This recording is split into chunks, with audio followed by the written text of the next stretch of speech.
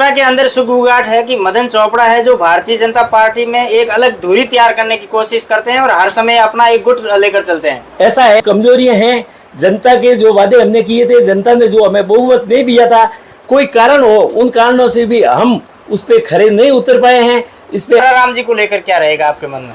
अमरा राम जी बहुत भारतीय जनता पार्टी की कह रहे हैं जीतेंगे, कैसे जीतोगे? यहाँ पचपदरा की बात करें तो यहाँ पर भी 10 से 12 ऐसे दावेदार है, वो कह रहे हैं मेरे को टिकट मिल रही है, वो कह रहे हैं कि वो लंबी चौड़ी लिस्ट गिनाते हैं कि हमने ये कार्य करवाए। देखो साहब, क्योंकि जिला से आपने जिले की बात की, जिले के गाँव में लेना देना नहीं, क्यों बाड़मेर से बालोतरा अलग जिला बना है, लंबे समय से मांग चल रही थी, लोगों के दिल में ये तो खुशी तो है कि जिला बना है। बंसी जी आप खुद ही विधानसभा चुनावों को अब चंद दिन बचे हैं। बस दिन इसलिए कह रहा हूं कि क्योंकि कुछ दिनों बाद आचार संहिता लगनी है और आचार संहिता के बाद में सब पार्टियों के साम दाम दंड भेद है जो खुल जाएंगे और किस तरीके से वे चुनावी मैदान में जाएंगे और क्या उनके मुद्दे रहेंगे। क्योंकि बालोतरा हो या फिर पश्चिमी राजस्थान माने, यहाँ पर जातीय समीकरण सबसे ज्यादा प्रभावित होता है और जो जाति जिसके साथ जुड़ जाती है वह सीट यहाँ से निकल जाती है और उस पार्टी का विधायक राजस्थान की राजधानी जयपुर में पहुंच जाता है। इन्हीं मुद्दों के साथ साथ स्थानीय समस्याओं को लेकर यहाँ पर भाजपा के वरिष्ठ नेता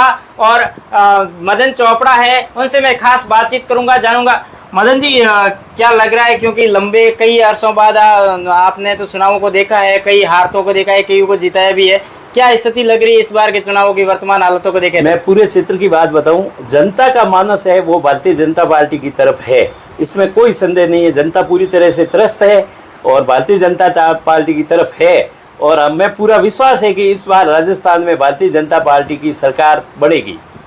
सर क्या लग रहा है, क्योंकि यहाँ पर स्थानीय मुद्दों की बात करें, यहाँ पर स्थानीय दावों की बात करें, विकास कार्यों की बात करें, तो आपके जो वर्तमान में विधायक है वो लंबी चौड़ी लिस्ट गिनाते हैं कि हमने ये कार्य करवाए। देखो साहब, विधायक तो अपने अपने कार्यकाल में सबने काम कराए ही हैं और काम कराने का जो जनप्रतिनिधि चुना जाता है उसका फर्ज होता है, तो इसमें कोई खास बात नहीं है।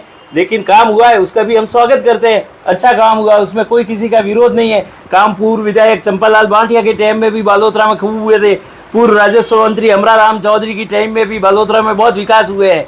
तो वसुंधरा जी के टाइम के अंदर पोखरण फलसूल का पानी का जो काम था, सबसे बड़ा मुद्दा वो था, वो हुआ है। इसलिए कोई भी ये कहते हैं कि भाई हमने काम कराया है, वो तो जो जनप्रतिनिधि चुना जाता है उसका जनता के प्रति जवाबदेही होती है और उसका फर्ज होता है। और लेकिन जनता बुरी तरह से त्रस्त है। गांव में लोगों को जिले से या इससे कोई लेना देना नहीं है। गांवों में मूलभूत समस्या है, उससे लोग परेशान है। सड़कों की है, पानी की है, बिजली की है, चिकित्सा व्यवस्था है, ये बहुत ही प्रभावित है।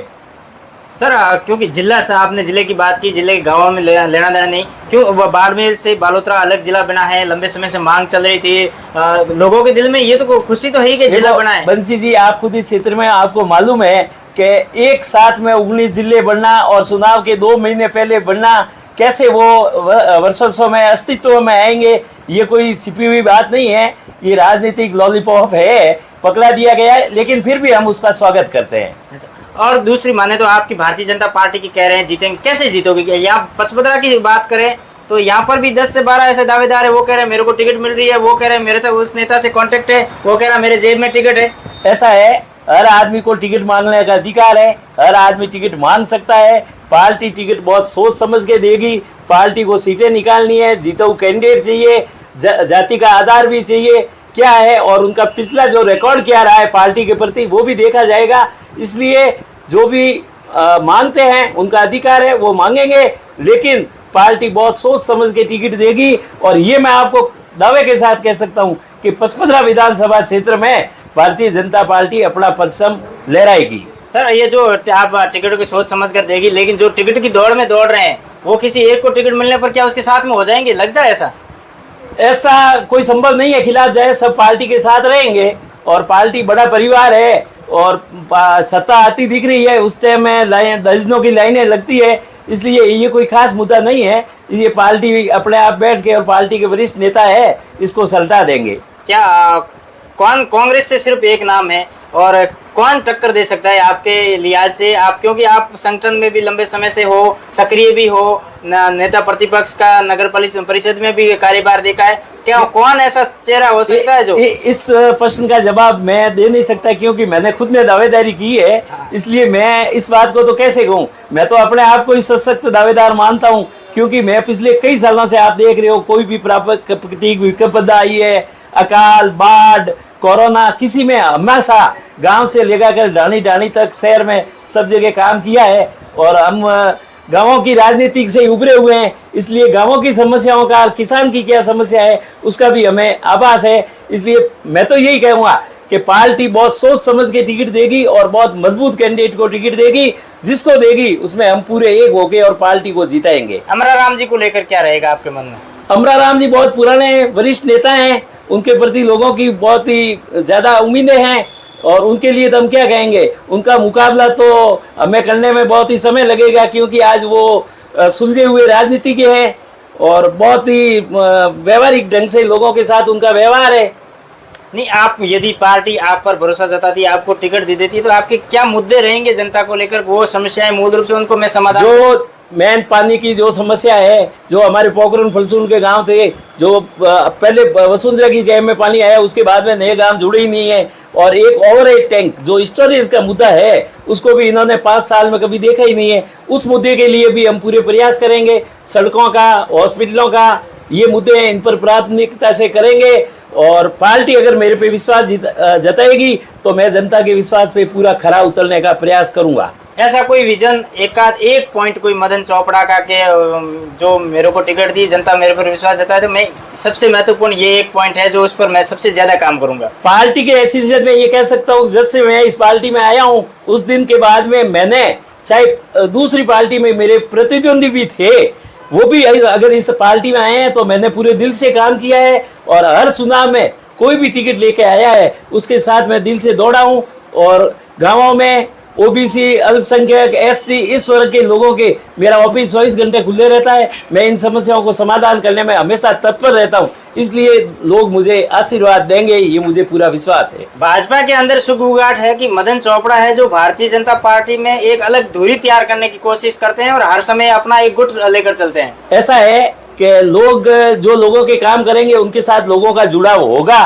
तो मैं, आपको मालूम है कि मेरा ऑफिस 12 घंटे 24 घंटे खुला ही रहता है, तो लोग यहाँ आते हैं, लोगों की समस्या का मैं समाधान करता हूँ। उसको लेकर किसी को कोई शिकायत है तो उसका तो मैं कुछ कह ही नहीं सकता, वो उनकी सोच है। लेकिन मेरी ये सोच रहती है कि मेरे से लोग जुड़े, वो भाजपा से जुड़े और भाजपा को फायदा हो।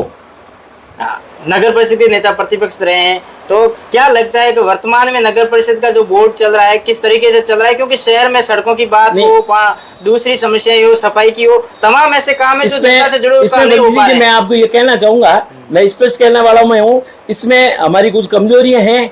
जनता के जो वादे हमने किए थे, जनता ने जो हमें बहुमत नहीं दिया था, कोई कारण हो, उन कारणों से भी हम उस पर खरे नहीं उतर पाए हैं। इस पे हमारे पार्टी के नेता भी चिंतन कर रहे हैं, उसको हम सुधारने की कोशिश कर रहे हैं। समय रहते हुए जो भी हमारी कमी है उनको दूर करके हम जनता के विश्वास को जीतेंगे। इसका प्रभाव विधानसभा चुनाव पर नहीं पड़ता, शहर के वोटर्स पर नहीं पड़ेगा? क्योंकि भाजपा का बोर्ड है, उन्होंने करवाई नहीं, हम भाजपा के कैंडिडेट को कैसे वोट दें? उसके लिए हमें कुछ सोच के करना पड़ेगा और उसका हम करेंगे उपाय और जनता को पूरे विश्वास में लेंगे। और कुछ राजनीतिक कारण भी है, क्योंकि सरकार कांग्रेस की है, हमें पूरा सहयोग नहीं मिला है, इसलिए हम विकास के काम नहीं करवा पाए हैं। नगर परिषद में आयुक्त बदलने की तो एक मतलब फुटबॉल की तरह एक बार गेंद इसके पाले में, एक बार इसके पैरों में, कैसे? ये इसका जवाब तो आपको सत्ता पक्ष के विधायक जी या सत्ता पक्ष के नेता ही दे सकते हैं। आपने हमारे समय में देखा, 3.5 साल एक आयुक्त को हमने रखा है। कोई भी अधिकारी को किसी भी विभाग में हमने कभी 2 महीने या 3 महीने में चेंज नहीं किया है। हमेशा विश्वास के साथ काम करवाया है और जनता की समस्याओं को उठाने में हमें पूरा सहयोग दिया है। राजनीति के हिसाब से देखें तो चेंज करने वाली क्या बात है ये? क्यों, क्या वजह हो सकती है?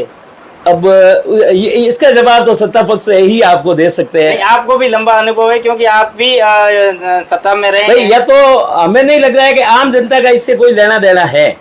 हमें नहीं लगता है कि या तो जो सत्ता पक्ष के नेता हैं उनकी और उनकी पटरी नहीं बैठ रही होगी। मुख्य मेरे हिसाब से तो यही कारण होना चाहिए। निश्चित तौर पर मदन चौपड़ा है जो भारतीय जनता पार्टी से दावेदारी भी कर रहे हैं पचपदरा विधानसभा से और वरिष्ठ नेता भी हैं। साथ ही साथ उन्होंने नगर परिषद से जुड़े सवालों से कई बातों पर अपनी बेबाकी से बात रखी।